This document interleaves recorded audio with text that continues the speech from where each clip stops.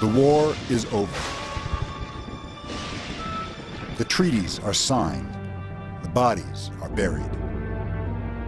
You've just been conquered by the greatest empire on the planet. And whether you're a Gaul or a Carthaginian, whether your homeland is in the east or the west, life as you know it will never be the same again. Rome is coming to town.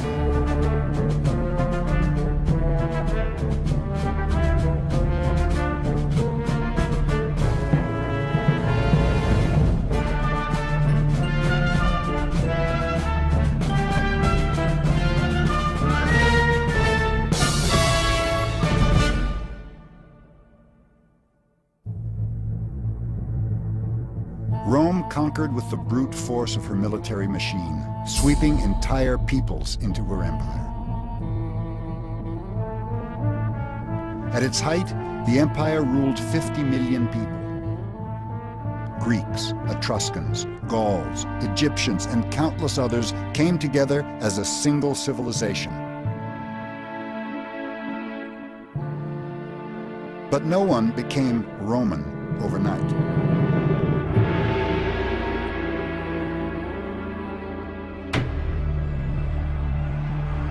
Rome had to conquer the hearts and minds of her people, just as powerfully as she won her vast territories. But this conquest was a psychological one, and no effort was spared to win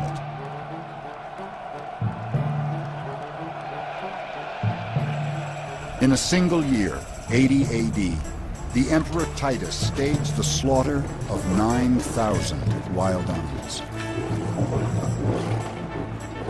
Countless lions, tigers, elephants, and giraffes traveled fantastic distances to die before frenzied audiences.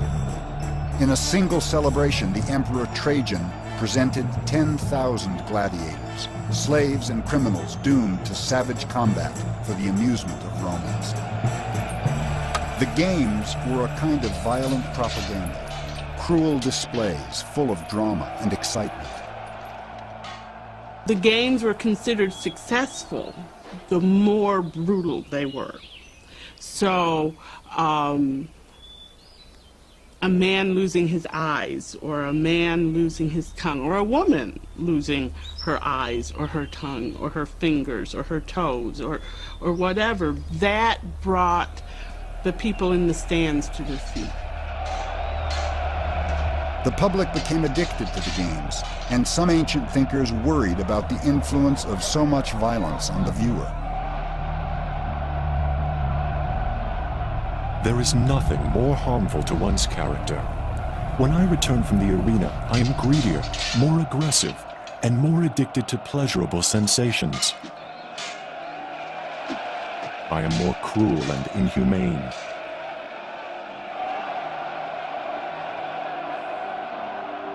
But the games were far more than just violent entertainments to thrill the masses. They were also the very essence of Romanness, decanted for all the empire to drink. I doubt if any emperor sat down and said, let's have some games for good advertising. I don't think they did that, but I think that it worked to that end, in that this showed what we could do. After all, you can't watch a battle. You couldn't watch those Roman troops going off to war because that was a long way away, and there was no television and there were no newspapers to tell you about that. But as much as anything, you could see the construction of the Colosseum and you could see people filling it up, and that would tell you, hey, that's our empire. That's what we're capable of. From Roman Africa to Britannia to the mysterious East, the message of the Roman arena was the same. Rome was the all-powerful conqueror of all she surveyed. Far-flung lands, exotic beasts, criminals, barbarians, slaves, Christians, all would perish at her command. But the games were just one of the ways Rome successfully seduced, cajoled, and coerced her many subjects. So vast an empire had to find ways to unify its diverse population. Everyone had to know what it meant to be Roman. Rome had a genius for assimilating different peoples into her empire, a skill dating back to her modest beginnings. Once, Rome was just an insignificant village with little influence on the world. 350 BC. Rome had existed as an independent power for more than a century. Her influence was spreading slowly but steadily into the lands surrounding the city. Rome's immediate neighbors, the Etruscans, Samnites, Latins, and others, were the first peoples absorbed into the young empire. Rome is quite extraordinary in that when it conquered Italy, instead of enslaving Italy, it made the people whom it first conquered its allies. It gave them citizenship. So Rome was the only case in the ancient world in which its citizen body expanded and expanded and brought more and more of its subjects. What's extraordinary about the people that have come into the empire is the extent and the rapidity with which they adopt Roman customs, Roman law codes, Latin as a language. And indeed that becomes the basis of Western civilization for the next 1,000 years. It didn't hurt that Roman culture had so much to offer. Rome was a republic. Citizens had the right to vote and were protected by a sturdy legal system. Rome's military provided order and protection from invaders. And Rome's economy was thriving thanks to the spoils of war and the riches of nature. One of the secrets to Rome's early success was her very favorable location. Blessed by a gentle climate and a long growing season, Roman territory included some of the most fertile farmland in all of Europe. The Tuscany countryside basks in sunshine 2,400 hours a year, the most of any European region. In the 3rd century BC, most of the land was devoted to growing corn or grain, also wheat, barley, and a coarse cereal called all. Corn is the staple diet of the vast majority of the Roman population, something like 70 to 80% of the diet. It's the equivalent of a third world country now. You ate a lot of porridge in ancient Rome, most people did, and very little else, only meat very occasionally. A family might have grown a few vegetables, rosemary and other herbs for flavoring and medicine. If they were lucky, maybe some apples or grapes. My farm is almost 10 acres, just 15 miles southeast of Rome. I have 1 mule and just a few sheep. This land came from my wife's family, and we work it with my brother and his sons. We grow mostly wheat and some vegetables for ourselves. Several springs past, I planted this small vineyard. This year, for the first time, we hope to make enough wine to sell. If we're successful, we'll plant more next year. If it fails, I won't be able to pay our debts. At first, Rome was simply a collection of small family farms. But before long, the empire expanded well beyond the limits of a modest city-state and entered the world stage.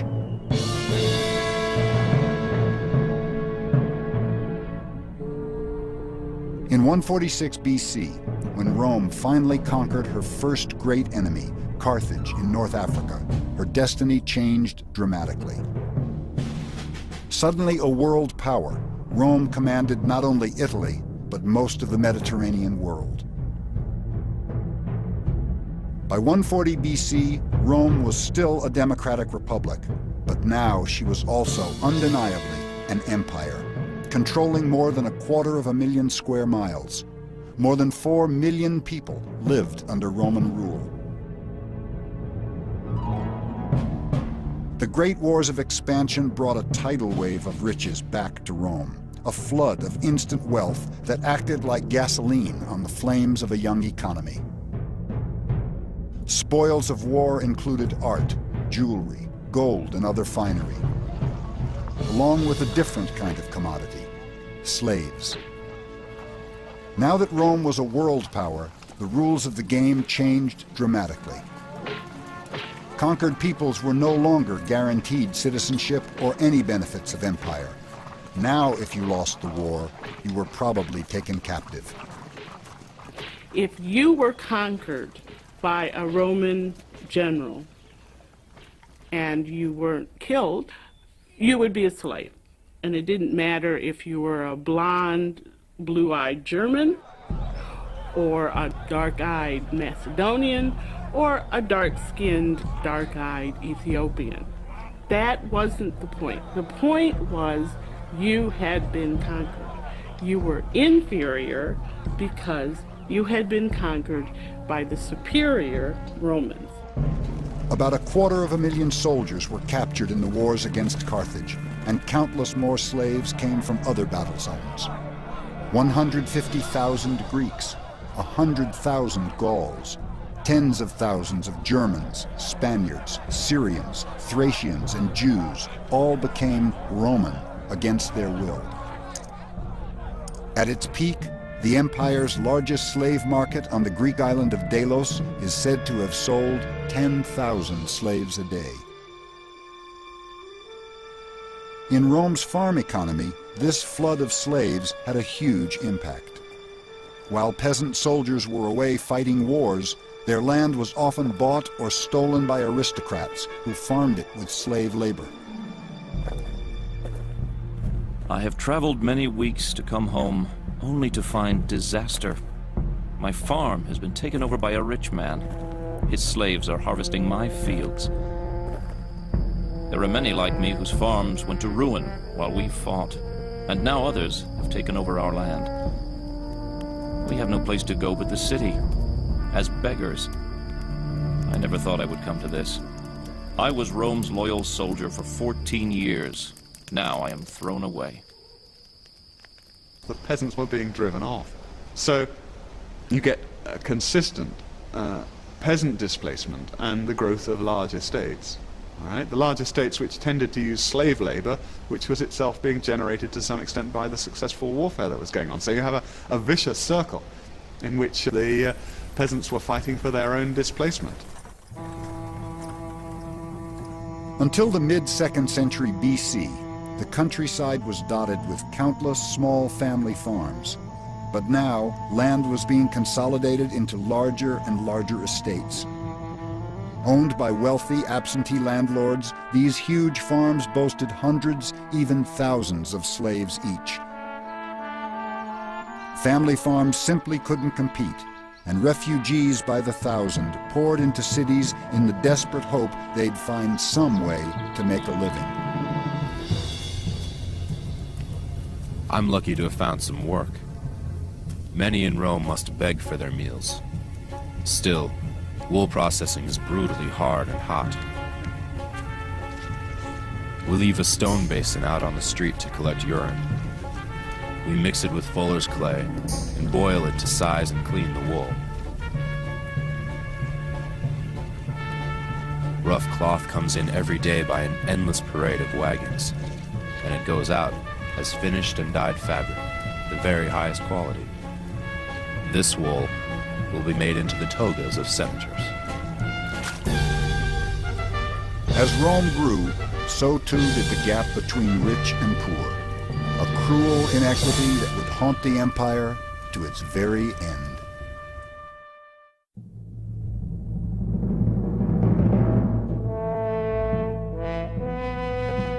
By the late 2nd century BC, so many of Rome's poor had been displaced from rural areas that cities and towns were overrun. Incredibly, the city of Rome ballooned to nearly 1 million souls. A city this size was unheard of in ancient times. Europe wouldn't again see a city as large as ancient Rome until the Industrial Revolution. What I think you'd notice, when you approached the city, you'd go through streets crowded on both sides with tombs. You'd smell bodies burning. It'd be like an American roast on a Saturday evening, except it'd be humans burning. Contrast between rich and poor would be quite striking. Rome appears like every city in the Roman Empire, except it's bigger, grander, more luxurious. Everyone from all over the Mediterranean came pouring in, slaves from the east, Greeks wanting to make a fortune. It was a place where you could make money. It was like New York is to America or to Europeans, a dream place. People weren't the only thing that poured into Rome. The center of the known world was also the greatest importer of everything on the planet. Everything is shipped to you, from every land and from every sea. You can see so many cargoes from India or from Arabia that you might think the trees in those countries had been left permanently bare. Egypt, Sicily, and Libya are your farms. The arrival and departure of ships never cease, and consequently, it is quite amazing that there is enough room in the sea, much less in the harbor, for the ships. Aelius Aristides. If you were rich enough to enjoy it, Rome was indeed Rome, the grand and glorious marketplace of the world. Cargo unloaded in the port was spectacular in both volume and quality. Marble, papyrus, jewels, gold, spices, silk, ivory, fur, and linen arrived by the shipload. Romans were voracious consumers of wine, oil, and wheat, and wealthy connoisseurs of the finest luxury goods their empire had to offer. The only way in which we could have a city like Rome, a city of 1 million people perhaps, the only way that could exist in the ancient world is if the goods from this huge empire flood into it to help it survive. In a very basic way, you cannot feed a population of 1 million on the local hinterland of a city. That's one of the first ways in which provinces are exploited. Fantastic amounts of grain now came from North Africa, Sicily, and Sardinia. The city of Rome alone devoured 400,000 tons each year, almost a quarter of which was now given away to the poor. The army needed another 150,000 tons to stay on its feet. Rome also imported spices and perfume from the east, olive oil and fish sauce from Spain, pottery from Gaul. Rome's appetites were insatiable, and yet her exports were meager by any standards. A great many ships entered port full and left empty. But for all the riches she consumed, the huge city did trade something of great worth. What Rome exported to her colonies and provinces above all was Romanness. The army spread a unifying language, Latin, throughout the empire, as well as a single currency, something European countries are attempting again today. But Rome's influence went much deeper still. It's hard to imagine what thoughts went through the minds of the recently conquered when their new colonizers set about building a Roman town. Surely they knew they were conquered when they saw their humble village transformed into a majestic city of marble and stone. What's remarkable about the Roman Empire is that wherever you went, you found a Roman town. All towns were remarkably alike. So basically what the Romans succeeded in doing is spreading images of Rome all over the empire. In fact, it's not unreasonable to credit the Roman Empire with inventing the city as we know it, along with state-of-the-art technology, architecture, and building techniques. But it was sometime in the 2nd century BC that Roman builders discovered something truly momentous about what happens when you add volcanic ash to lime. When they first explained to me that we would use this ash to make a bridge, I didn't understand. It's hard to believe until you see it, but when we mix it with water, limestone, and gravel, it'll turn into stone, harder than you can believe. It's a fantastic thing. You can make a wall as hard as any stone. They called it cimentum, the first true concrete. It's the key reason why so much of what Rome built still survives today. Romans built cities in a very particular, very orderly fashion, usually laying out the streets in a grid.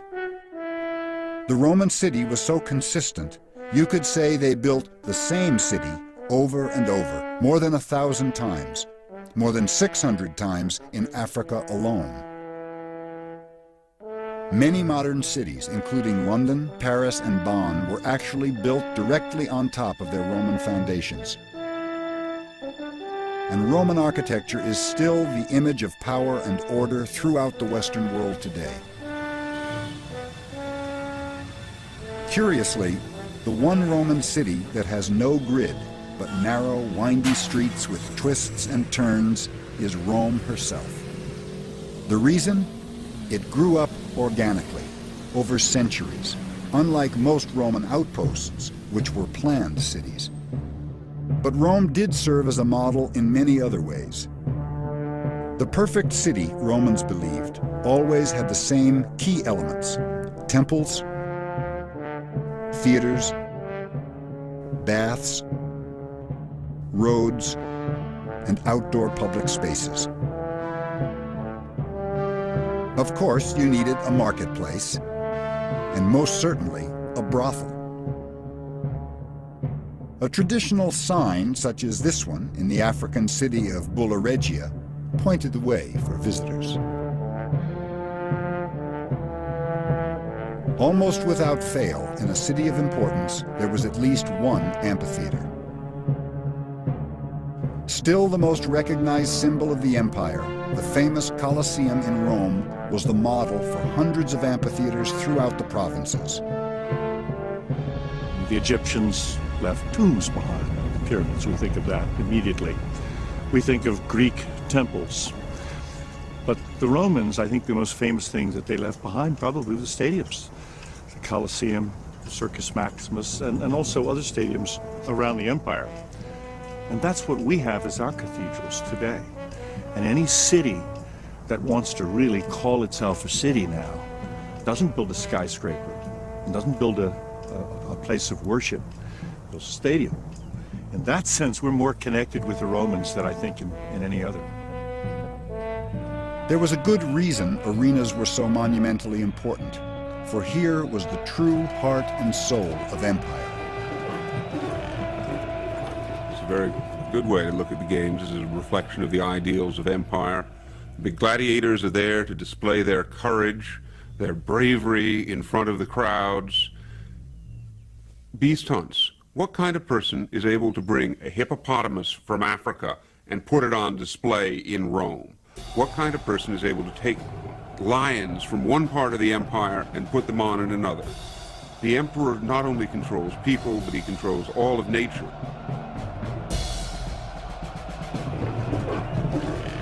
A typical day at the arena began with a beast hunt in the morning.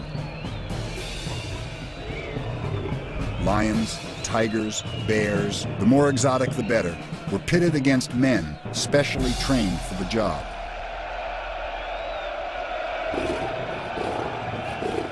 Hundreds of animals at a time would die before roaring crowds, despite a few faint voices of dissent. What pleasure can a civilized mind find when a magnificent animal is stabbed again and again with a hunting spear? Cicero. At midday, criminals were put to death.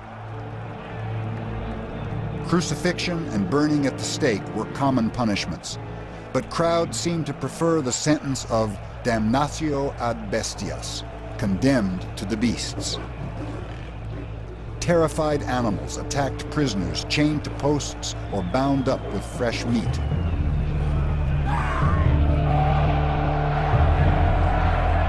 Finally, afternoon to sunset brought the day's main event, the gladiators.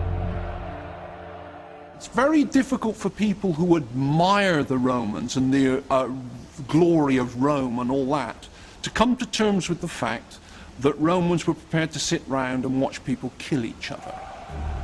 The explanation, I think, is that even the poorest Roman citizen got some sense of a lift out of feeling, well, at least I'm not like that. It was a way of expressing the other of getting a feeling that there is a world out there that is different from civilization.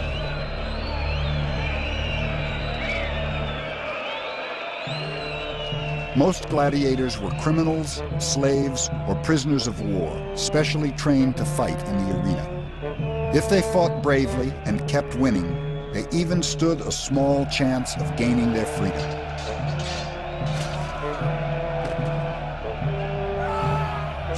Not quite as many died in these combats as Hollywood supposed, but there was always a pile of corpses to be hauled away at day's end.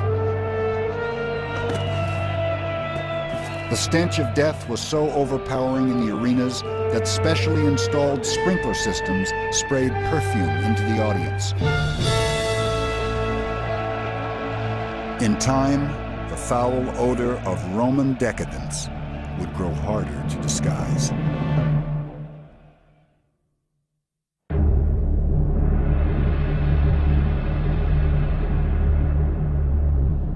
Lands that were once Roman are today divided among more than 40 nations.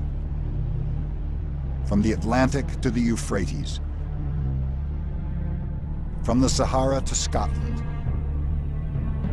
more than 2 million square miles. Romans built a stunning network, 53,000 miles of paved roads connecting the empire. Roman roads put end to end would have circled the earth twice. And they were so well built, many survive to this day with the original paving stones. Like the American interstate system, Roman roads made it possible to defend a huge territory. The endless byways also accommodated tax collectors, traders, and messengers as they traveled from exotic Egypt all the way to the hostile Scottish Moors. A fast courier could travel nearly 200 miles in a day. The army could reach anywhere in the empire in a matter of weeks. The march from Rome to Spain was said to take just 27 days.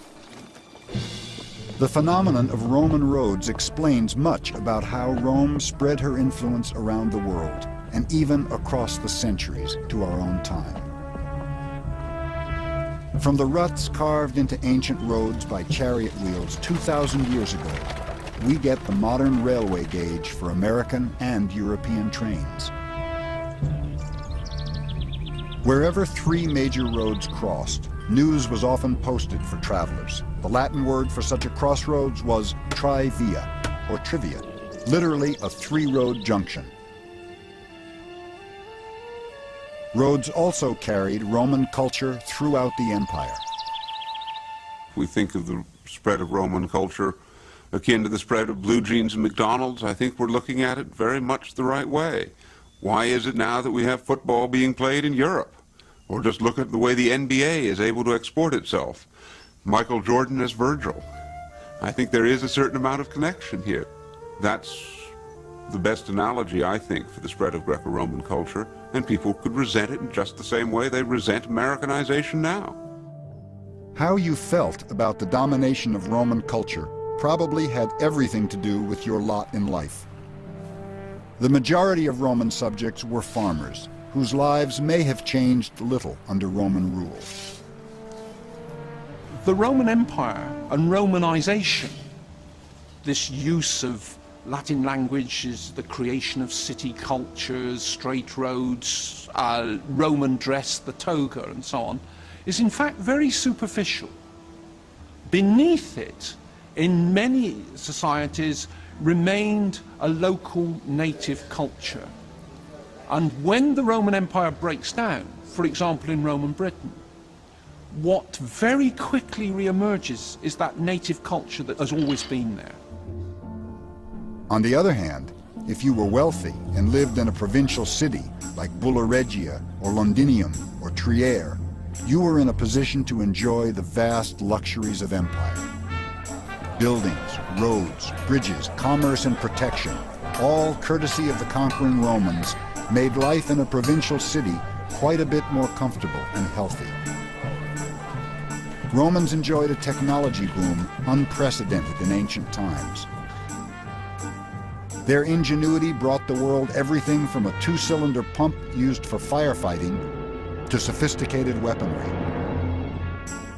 a rotary flour mill, water-powered machinery, pipe organs, padlocks, lightning rods, and even elevators. But of all the wonders Rome brought to the world, to the common man, perhaps the greatest luxury of all was fresh, clean, running water. Spectacular and brilliantly designed Roman aqueducts brought a continuous flow of water out of the mountains and into town. Sophisticated engineering built an ingeniously simple structure, graded ever so gently, so gravity did all the work. Thus, millions of gallons moved hundreds of miles to the spot where they'd be used, all without need of fossil fuel, electric pumps, or human effort. Some ancient cities had 2 to 3 times as much water per person as many cities today. The aqueduct was a feat of engineering so impressive, Romans themselves imagined we might marvel at them long after their builders were gone. Will anyone compare the idol pyramids to these great aqueducts, these indispensable structures? Anonymous.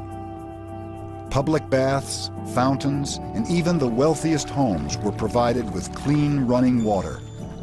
Sewers channeled waste into rivers or seas, providing a level of sanitation not matched for nearly 2,000 years, and still not met today in some parts of the world. On the whole, the provinces thrived under Roman rule. But if many enjoyed the prosperity of empire, what of those who suffered cruelly to provide it? There was a well-known saying in ancient Rome: "Every slave is an enemy we harbor." Indeed, every master feared his slaves, some with very good reason.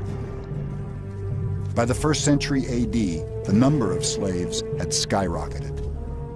Now, an astonishing 1 in 3 inhabitants of the Roman Empire was a slave, around 16 million people. Slaves still worked the fields, but now many also toiled in mills, gold and silver mines, and other labor-intensive industries.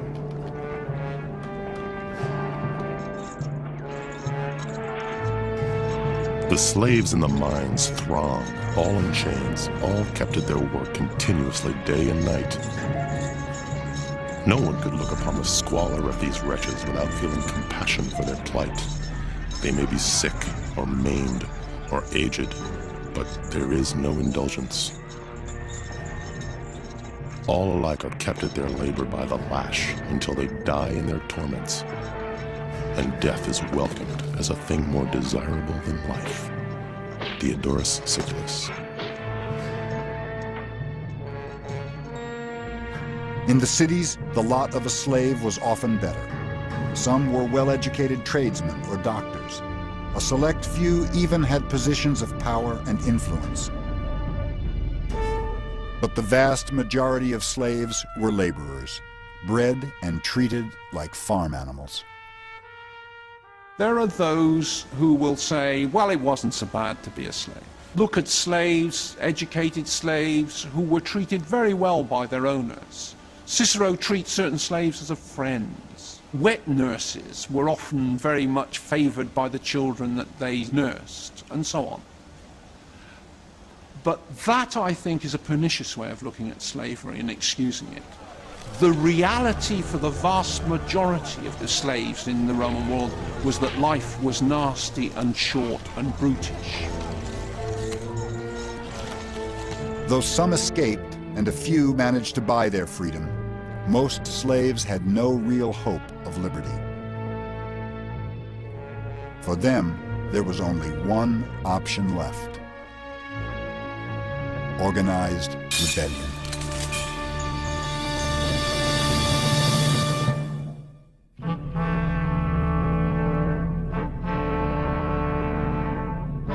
Sicily, 140 BC. The rich island was notorious for its savage treatment of slaves. Over the previous decade, a large number were imported to supply grain to an insatiable empire.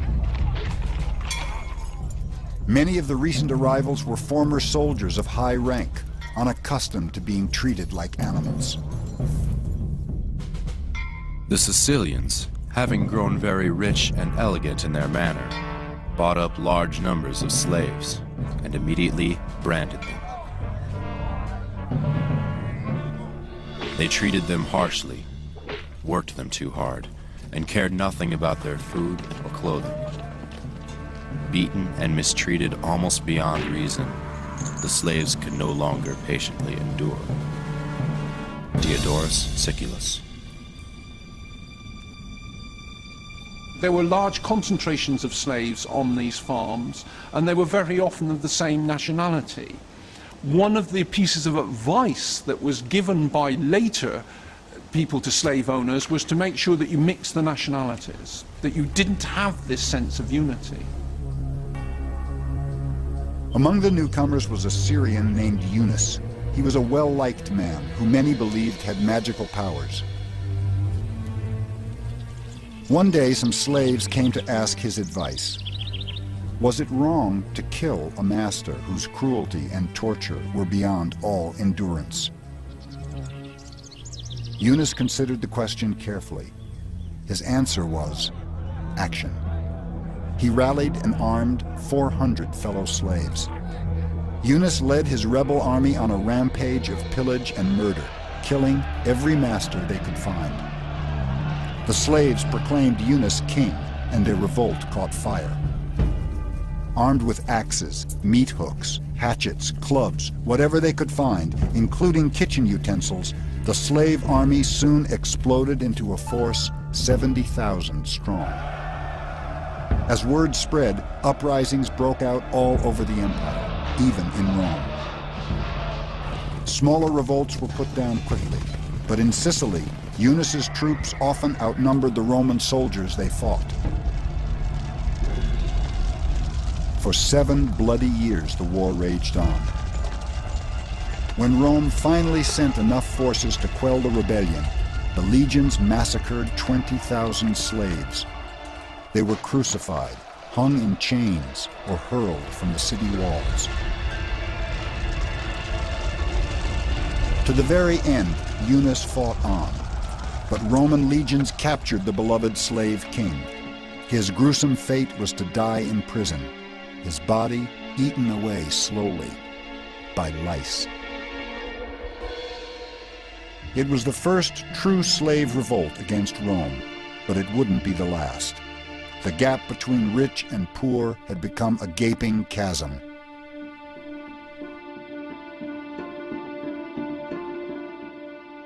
The poorest were wretched, while the top of the heap were as wealthy as the empire herself. And the Roman Empire was rich. While the empire grew, there was good reason for Rome's fantastic wealth. With each new conquest, the spoils of the world flooded into Rome. It was an unbeatable formula. Constant victory in war brought a steady flow of gold, riches, and slaves. As long as Rome won rich new territories, she would continue to flourish. In the 1st century AD, the empire's population was around 50 million people and still growing. With little central planning and scant mass production, the empire managed not only to feed its huge army, but also its poor. About half of all people living in cities depended on the government's grain dole, something the poor had come to think of as a right, along with games in the arena. You hear the expression bread in circuses, and really it's bread in games, food and games. It was the government giving people what they wanted to keep them happy. The same way that we have tax deductions, and we have holidays, and we have other things to keep our citizens happy, so did the Romans provide this kind of fun and games for people. And ultimately, if anything, it was part of what drew down the empire. Eventually in Rome, you had 170 days of games. That's really 170 holidays. That's half the year, figured out.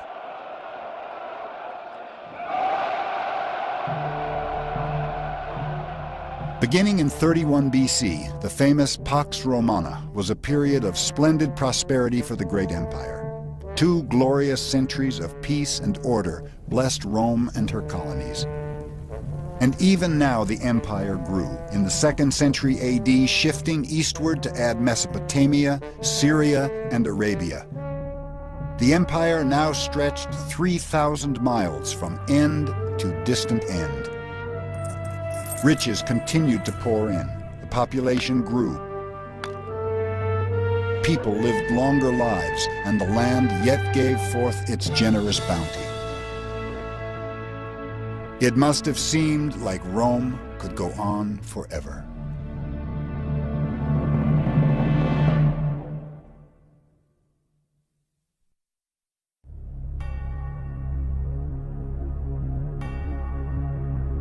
Prosperity is a quality difficult to measure. And even harder to pinpoint is the moment prosperity begins to fade. Did anyone, farmer, soldier, slave, or craftsman, mark the day the Roman Empire ceased to rise? Though far bigger than any other ancient city, Rome never grew much larger than 1 million people. After 106 AD, the empire too ceased to expand. On one front, growth was halted by the Atlantic Ocean. In Africa, it was the Sahara Desert, a place Romans said had not a drop of water anywhere in ground or sky. To the north, climate set the boundary. Expansion went well into present-day Germany, but Romans never ventured far from land where they could grow olives and grapes. They went beyond the world of the olive and the vine into northern Europe, beyond the Black Sea, and they thought this was a very strange world indeed, because they crossed these sort of vegetable boundaries, if you like, into a world that was full of beer drinkers, in which people cooked with butter rather than olive oil. Vita vinum est. Life is wine. And that was true for most Romans. Life was wine. So the final push took them eastward. The last great conquest was Dacia, a rich empire in modern-day Romania. The Emperor Trajan's great victory there in 106 AD brought spectacular spoils back to Rome. Tens of thousands of slaves, 182 tons of gold, 165,000 tons of silver. Treasure enough to transform the city of Rome. Grand new monuments, including the spectacular Trajan's Column, depicting every phase of the Dacian Wars. Treasure enough to stage the last great victory celebration. 35 days of non-stop games and partying. This great haul of spoils was spectacular and awe-inspiring, but it was also the last. Never again would splendor on this scale rain down on the empire. It was a grand and glorious time, a time of excess and celebration.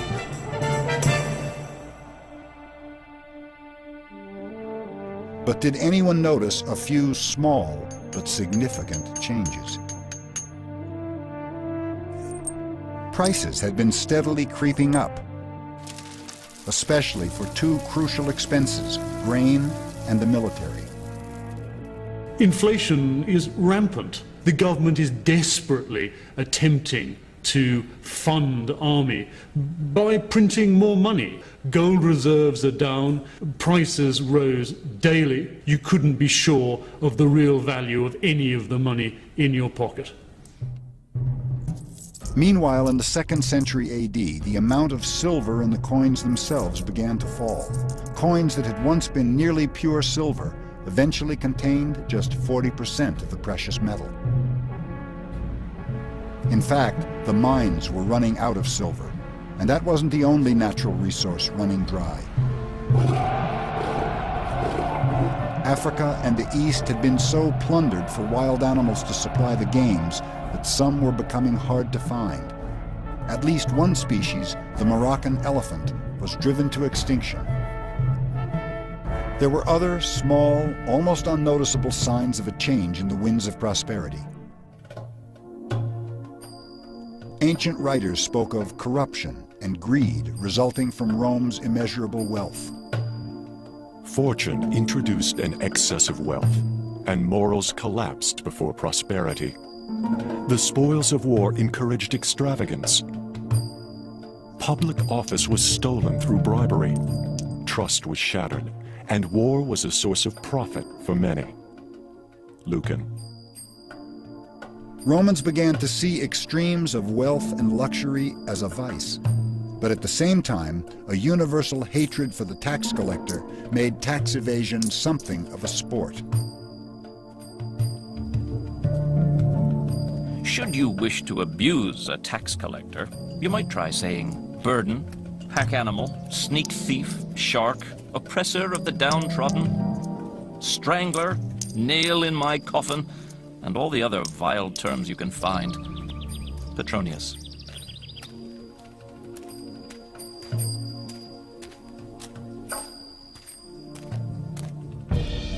Still, hatred for the taxman didn't keep taxes from rising.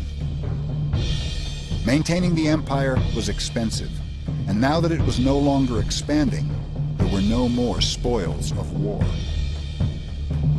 Defense had become Rome's largest single expense. The Emperor Marcus Aurelius tried to solve the problem as Romans always had, by going to war. In 162 AD, he invaded the Parthian Empire in the east. It was the end of the Pax Romana, and it was a war the overextended and out-of-practice legions were destined to lose.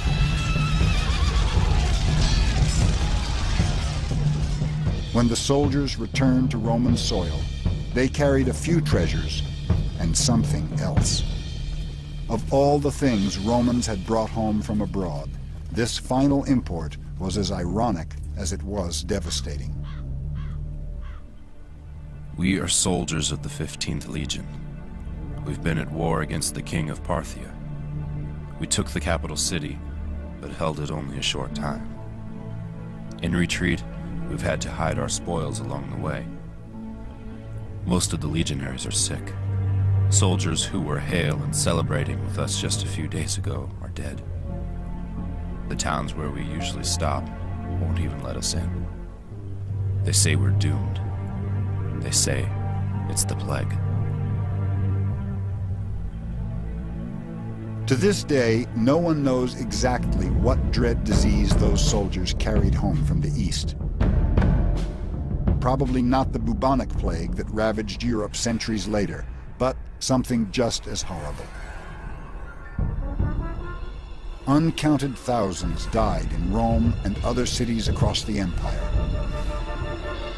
Such great pestilence devastated all Italy that everywhere estates, fields, and towns were left deserted. Without farmers or inhabitants, they reverted to ruins and woodland.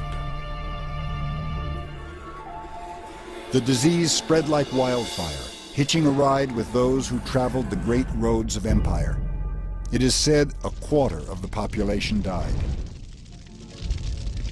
From the frontiers of the Persians as far as the Rhine and Gaul, the foul touch of plague polluted everything with contagion and death. Ammianus.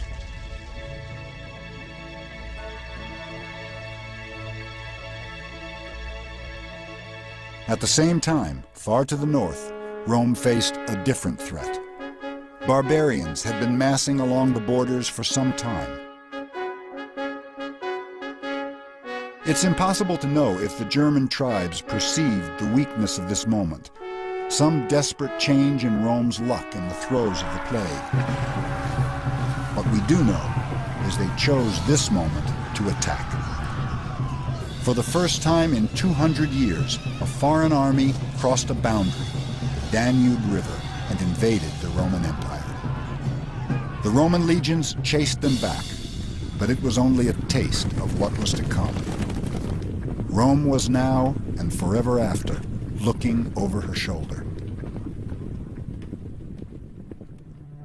Did anyone actually notice the bloom was off the rose? It's more likely the moment quietly came and went. The empire was by no means at an end. Its fortunes would ebb and flow for centuries yet. But the greatest empire the world had ever known was now slipping through Rome's grasp. Whatever you choose to call it, arrogance, greed, corruption, cynicism, or simple bad luck, whatever it was, one day the slow decay of power and glory began. And the Roman Empire ceased its splendid rise.